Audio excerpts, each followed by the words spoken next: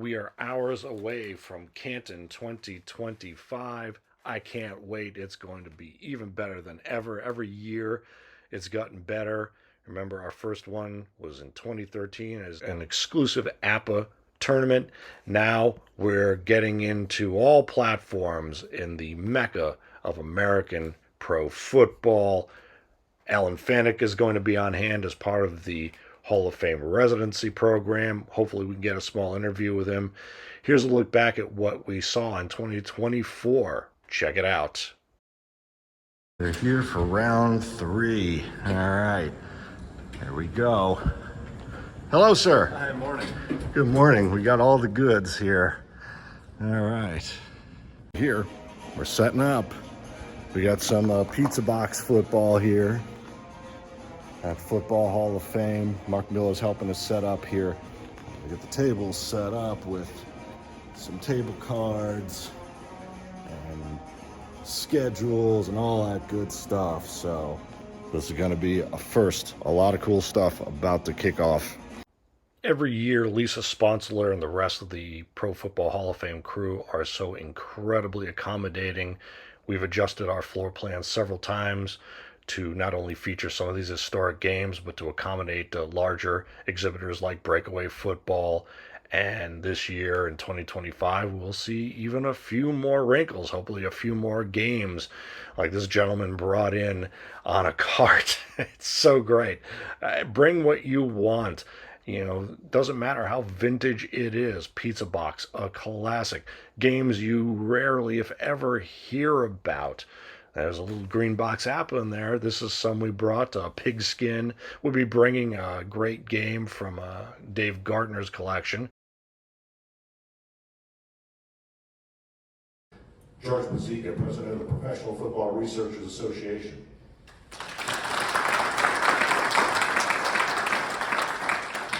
Thanks, Geoff. Was there anybody here last year when I spoke? One person, okay. 2 people, okay. 3, okay. So how many of you are from Northeast Ohio? Okay, so a handful. Well, those of you that are, welcome everybody else. I grew up in Canton. I live in Akron now. I actually live about less than a mile from the Hall of Fame, so it was in walking distance for me. And that's where I initially got my love for pro football. Every year, you know, going to the Hall of Fame festival, you can just walk down my street to get to the parade, see all the enshrinees, the past enshrinees riding the parade, and then walk over to the Hall of Fame. And back then, even though they have the extravaganza now that's in the new stadium, you know, back then, and those of you that are from the area may remember this, back then they did the enshrinement right on the steps of the Hall of Fame. It was free. Everybody could just walk up. They would get, I don't know, maybe 500 to 750 people between the front door of the Hall of Fame at 77. And most people would stand, a couple people would sit. You didn't see the huge fan bases and all that back then. It was much more, you know, intimate type of ceremony. A local radio personality was the host. His name was Jim Buzzy. He worked at a local radio station for years. He was the host. The entertainment was a barbershop quartet, just to show you the difference. They didn't have the big video screen. They had a presenter who gave the speech, and then the enshrinee gave his speech, and it was sort of the I guess, overall metaphor, but then they were going to enter the Hall of Fame. And usually all of the dignitaries would sit in the front of the hall. You'd see George Howard's up there. You'd see Lamar Hunt up there. It was just a different time. And then Pete Rozelle would always close the ceremony. He'd speak for a couple minutes, and usually the local mayor, whoever it was at the time, would also speak. So it's a lot different than, you know, what you see now on TV. And in a lot of ways, I guess I'm old school. It was, I think, more meaningful. And that's where I got my love for pro football.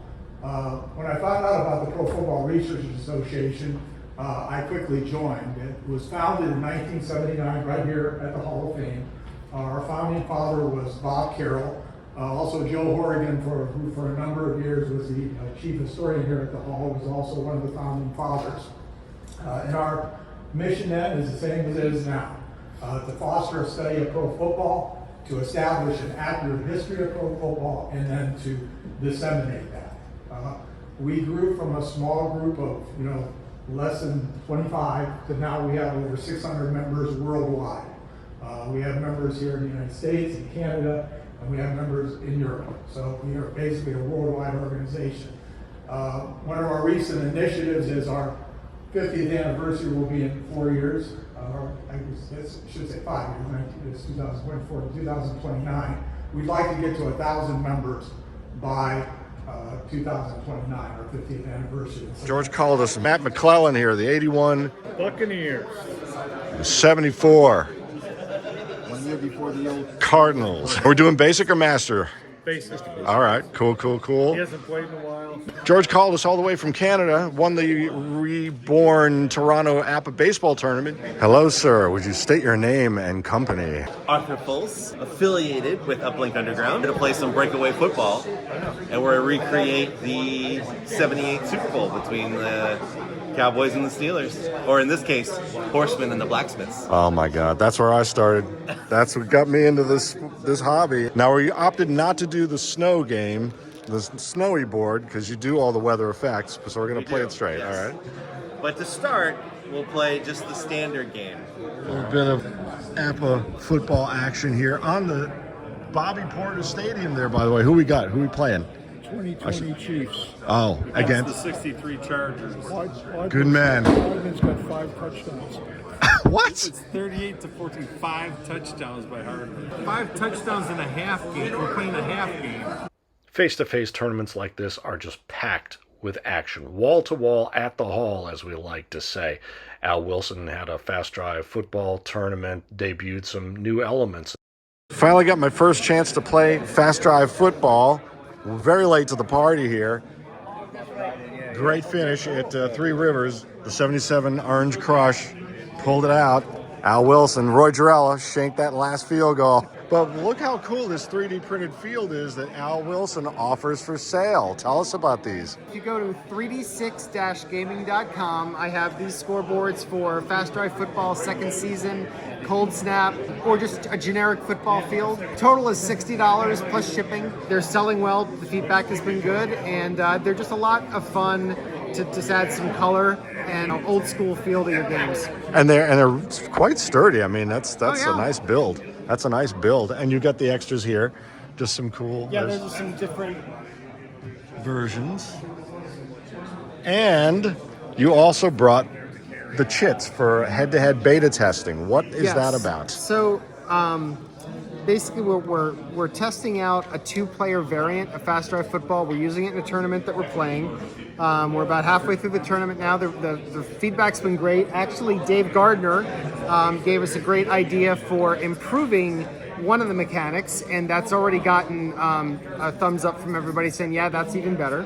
So basically you get 2 chips. It gives you 2 chances during the game to change one of the game results. So if you're familiar with how Fast Drive Football works, if your opponent scores a touchdown, you can throw down a challenge chip to say I'm throwing a challenge flag, and they roll a decider die. If the decider die comes up bullet, the challenge is successful. If it comes up blank, the challenge was denied, the score stands. So that's just one of the examples. So there's other mechanics too. Yeah. That gives you an idea. But it sounds like it's coming to fruition. Yes. Very nice. The lab is in effect. Thank you, sir. You're welcome.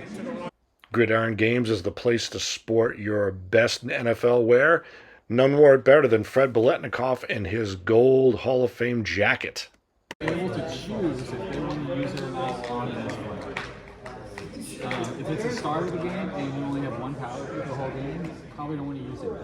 As I say, we started this tournament in the summer of 2012. The seeds of the idea were born because APBA at the time didn't have an official APBA football tournament. What better place to give a game great visibility than the Pro Football Hall of Fame? We, of course, in 23 added the Pro Baseball Hall of Fame to our road trips, and we might do that again this year in October. Stay tuned for more details. But of course, it's great to visit the exhibits of the new inductees. In 25, it's only a class of 4, so a little more manageable to check out. But the summer hours at the Pro Football Hall of Fame make it a must-see. So get your gaming in and then go visit your heroes' memorabilia. Well, day 1 of Gridiron Games number 3 is in the books. Fascinating day. Pretty exhausting day. I sat in on breakaway, on matchup, on fast drive, and there's nothing like learning in person, for me anyway. You'll see the tabletop touchdowns on the marquee. Really, really inspiring day. It's amazing the breadth and depth of games that are out there now. More importantly, we impressed George Bozeka of the PFRA with the number of games, the depth and breadth and variety that's out there. It's all about opening eyes. It's all about letting people know what's out there. It's really an expo for my favorite game, American Pro Football. And of course, we got second season, and we got Cold Snap from play, so we got Canadian football. We saw dozens of games that didn't even hit the tabletop, and we saw Fred Biletnikoff, which was a completely unexpected bonus, but something I've secretly dreamed would happen, and it happened. So day one, if we weren't even coming back tomorrow, it's already a massive success. And but we are coming back. Check out Dave Gardner, Digital the Dice. He's got a ton of coverage. He was streaming a lot today, and a lot of photography. Everyone got Fred's photo. They sent him down to our room. Just amazing. I handed him my 76 Raiders deck, the original version, so I'm down a deck, but that's why you have backups. So there's in praise of collecting. In any case, more to come, and we will be here next year. You can bet on that. Namath type guarantee, and this is your Hall of Fame 2024. One of the other cool features about playing at the Hall of Fame is the fact that they let you create your own message for their roadside sign by Route 77, I think that is, and they include all the great signage. Who didn't love seeing Randy Gradishar's Orange Crush jersey there in 2024, and of course the late great Steve McMichael. It was an honor to see his displays, and it's awe-inspiring. It takes 3 to 4 hours to see it all. Day 2 of the third Gridiron Games is about to kick off here in Canton, Ohio, at the wonderful Hall of Fame. It's always smooth. The crew are always so super helpful. What did we learn on day 1? A lot of things. One, that outreach beyond the community is still essential, and we've got a lot of minds to blow and eyes to open. George Bozeka of the PFRA was really astonished at all the cool new games that are out there now.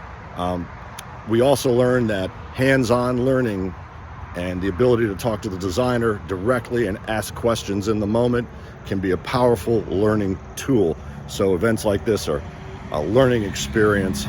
We also learned from Ben Grimes that there are cartfuls of vintage football games out there that some of us still haven't seen in this hobby. It's amazing. We also learned that when there's a Hall of Famer and Super Bowl MVP in the presence of us mere mortals wearing his gold jacket in the hall, grown men tend to, I don't know, did we break into a full-on run? I don't know. It was more like a classy stealth walk to see Fred Biletnikoff at the Hall of Fame. Welcome to the Hall. Tabletop touchdowns. That's our marquee. Third time, biggest one yet. About 30 people, a lot of games, a lot of broadcasting. Thank you to Dave Gardner and James Cast and S.T. Patrick. Really learning the philosophy of some of the great games out there. All statistics based. The hall looks great as always. The induction displays for the class of 2024 are a little different this year, and that's always nice to see. Folks haven't seen the hall since the 70s in some cases, so that's really nice. Some other things we learned, I'll have to think about it because there's a lot to digest, a lot to process, a lot to unwrap, as they say, but can't wait to get in the doors here. We have a lot of APBAFootball on tap here. Dave Gardner's going to break out his 79 set. Learning a lot, actually, about how generous the community is. Folks trading sets that they may not need and just want folks to experience what they've experienced. So going right up toward the steps here. In fact, when we walked in, first thing, the first person we saw, the first staff member said, "Oh, I remember All-American football with the spinners."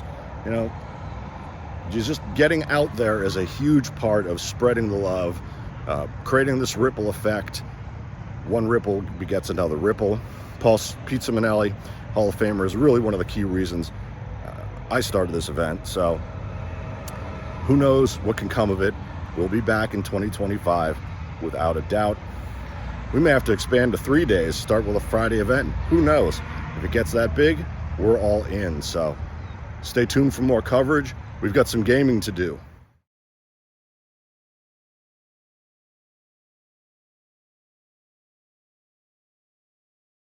I might have Stouffer try it. All right, it's 27-20.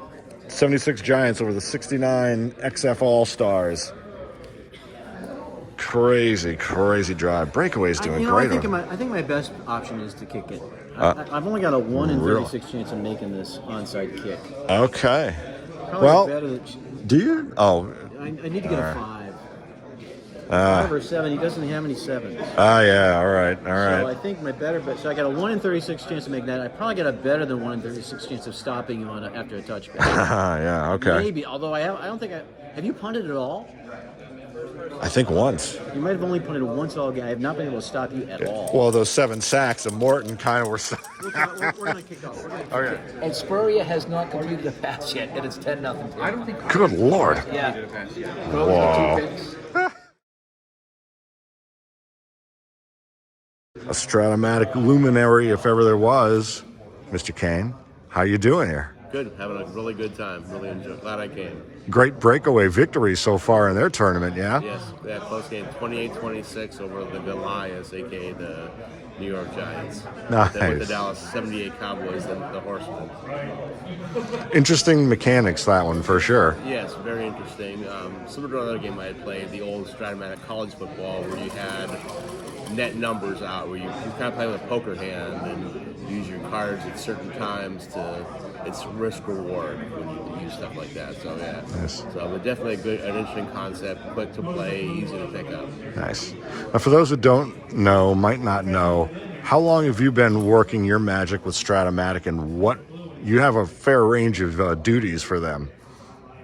I've been working with them since 2002. The person who was converting their older format cards to the new format for the computer game passed away, but I had worked with him a little before that, and worked with people online to create the 1965 season, which had never been done before. And I wrote a program to test that out. And then when the gentleman before passed away, Stratomatic contacted me, and I took over creating content for the computer football game, either creating seasons that hadn't been done or updating older seasons from the old format. Since then, I've taken on doing the starting quarterback file that comes with the game, the team interception, historical team interception, the team pace file, which kind of adjusts the gameplay time to be more realistic for certain teams, like the K-Gun Bills or the Slowdown Giants. I'm also involved with testing the computer football game. I generate the ratings guide files for the football game. I test baseball. For hockey, I help test. I create the downloadable print files that come with when you purchase a season, and also the ratings guide for that. All right. Just helping out, suggesting features, and doing research and other side projects like that. Nice. Not a few things on your plate there, for sure. And how you the big old neoprene mat trend? I love this. Where'd you get this? A gentleman that I had met at one of the Stratomatic tournaments that happens in September each year in Bloomington, Illinois. For his league, he had made these for each of the guys in his league. It's actually, there's 2 options. One is just the game board, and one is the game board plus all the charts.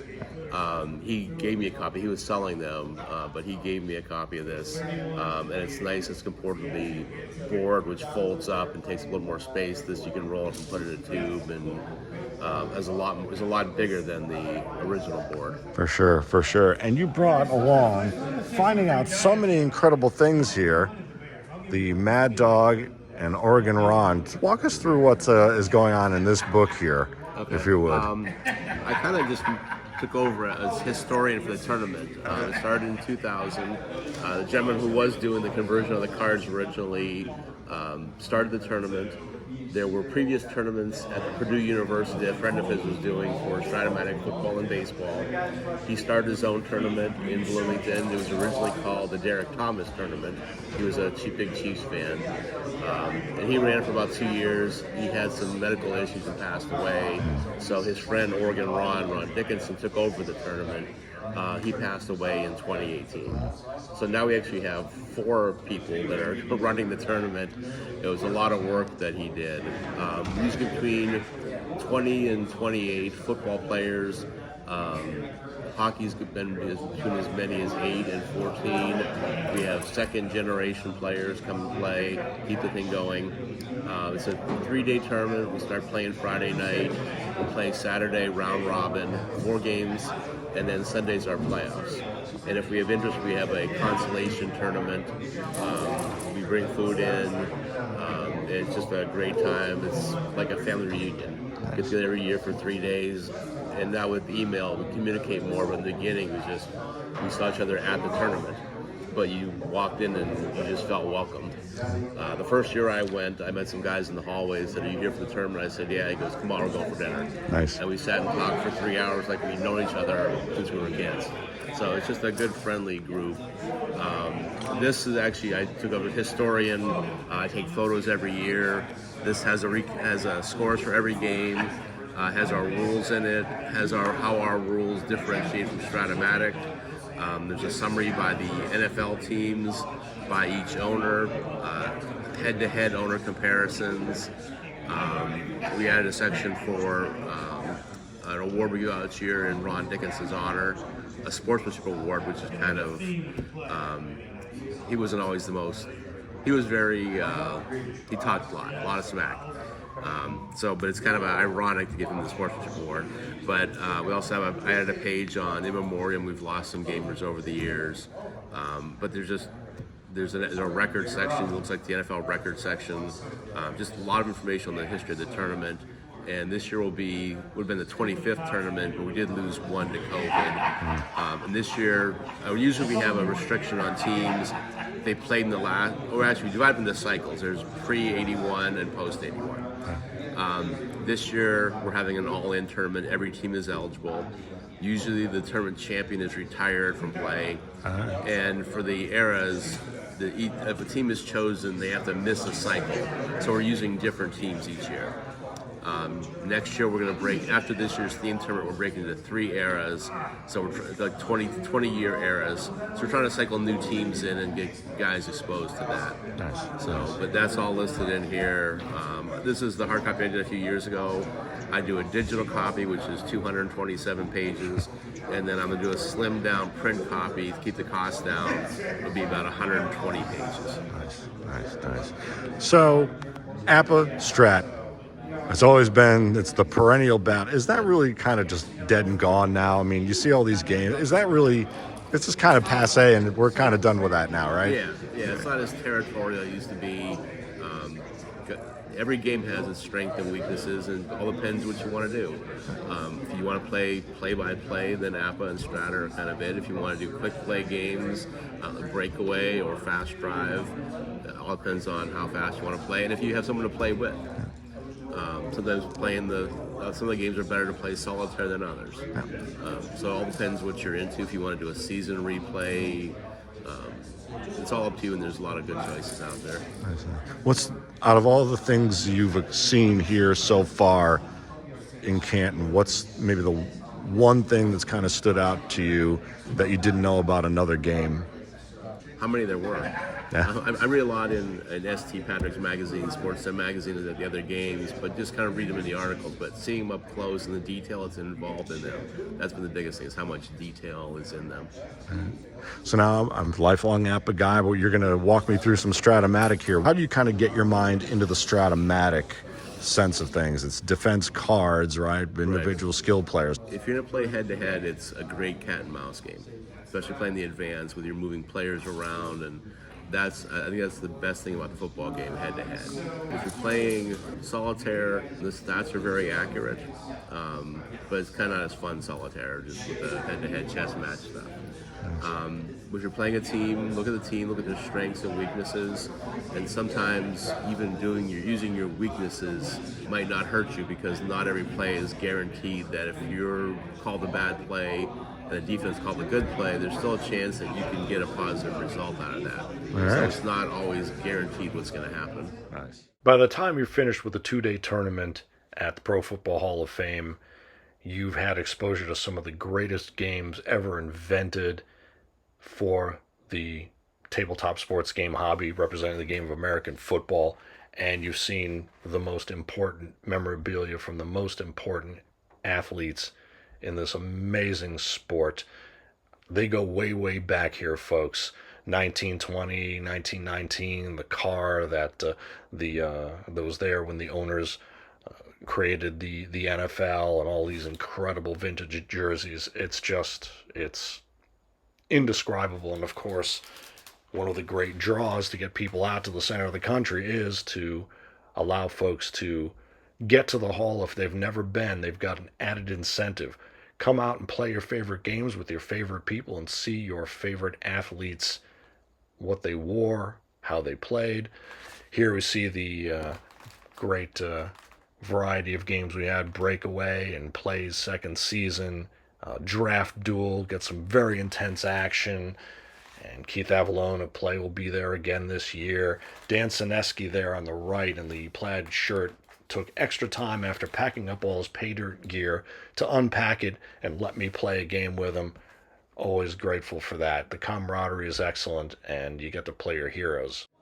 In the Fast Drive football tournament, our semifinals pitted the 85 Bears against the 68 Jets. John Thompson and the 68 Jets defeated Mark Miller and the 85 Bears. The other semifinal was James Cast 63 Giants defeating Keith Curtis's 1984 Dolphins. Oh, wow. By the score of 43-30. Wow. So then we got to the final. So the final was the 68 Jets, John Thompson, against James Cass 63 Giants. At halftime, the score was 21-21, but the Jets kept hitting the prolific result on their card multiple times in the second half. The Jets only punted once all game, threw one pick, punted once, but ended up winning 45-24. Just basically just blew away the 63 Giants. And so on their way to their championship run, the 68 Jets beat the 2023 Browns.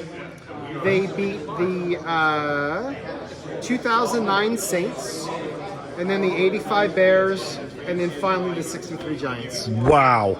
Wow. Awesome. Thank you. Would you have expected that for the 68 Jets? No, actually, the reason is because defense typically wins championships. Even in this game, many of the touchdown results will make sure the defense isn't staunch before giving a prolific team a touchdown. But there's a couple 3% chance results, and he hit them multiple times. Nice. And so the dice were just hot for the Jets today. Nice. So that's why. Awesome. Thank you, sir. You're welcome. We're here with Mr. Kaplan. We're going to look through the breakaway tournament. So my game, I was the Eclipse playing Harvey Couch with the Sentinels, and Michael Vick was on fire for most of the game. Sentinels had trouble getting going in the first half, and Eclipse really ran away with it. Cardiacs against the Bolts came down to the Bolts had the ball on the 5-yard line with one play left, and had an illegal procedure call. And got backed up to the 10. Probably did score essentially, but it was called back for illegal procedure, and from the 10-yard line, they got sacked, and that was the end of the game. So to be clear, the Sentinels and the Eclipse are the... So the Sentinels are based on the 1991 Saints, and the Eclipse are based on the Michael Vick Falcons. 2006, I think. This is 1980 Chargers, 1980s Browns. All right. And then the Goliaths, which are the Giants team with Lawrence Taylor, against the 1978 Cowboy Horsemen. Oh, yeah. Came down to a 2-point conversion to tie the game for the Goliaths. Would have been a the touchdown had it not been called intentional grounding. Oh boy. So the 2-point conversion fails, and the Horsemen win the game. I didn't witness the Stallions Pilots game. And that is, who is the Stallions? So Stallions are based on the Peyton Manning Colts, and right. the Pilots are the 68 Jets. Ah, yes, right. Close game. And then the game that we were just watching was the Cardiacs versus the Eclipse. That's Vic's Eclipse versus the Browns. The Eclipse were up 21-14 with 2 minutes left, and the Cardiacs ran in a touchdown. Wow.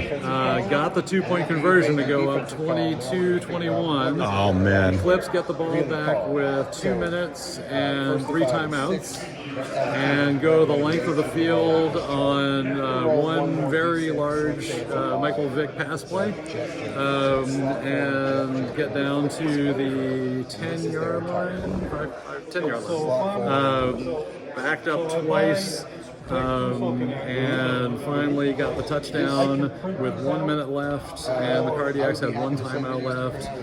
Got the ball, ran red right 88, and got to about the 35-yard line, tried for the Hail Mary, and it fell short. Oh, wow. So the Eclipse win 27-22. Wow. I watched a little bit of this Horseman Stallions game, but I didn't see the end of it. I think that 35 was Roger a touchdown Dodger. right at the end. Roger Dodger. I saw that drive, actually. Oh, yeah. did you? Okay, I think I did see that, yeah. Staubach, man, over Manning. Wow. Crazy stuff. So we got the Horsemen, 1978 Cowboys up against the Michael Vick Falcons. All right, let's go check that out. Thank you, sir. Can't wait to see you all. Safe travels for those who are coming this weekend, and for those who couldn't make it this time, there will be a next year. So stay tuned for details about 2026, and stay tuned to our channel for coverage of 2025's Gridiron Games.